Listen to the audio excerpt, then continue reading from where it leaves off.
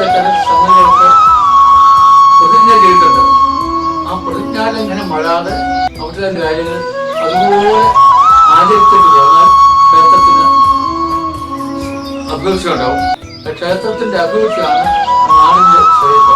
ഓം നമോ ഭഗവതേ വാസുദേവായ. ഗുരുവായൂർ ശ്രീമദ് ഭാഗവത സത്രസമിതിയുടെ ആഭിമുഖ്യത്തിൽ അഖില ഭാരത ഭാഗവത മഹാസഭ മാരൻകുളങ്ങര ശ്രീ ഭഗവതി ക്ഷേത്രത്തിൽ 2025 ഏപ്രിൽ 3 മുതൽ 14 വരെ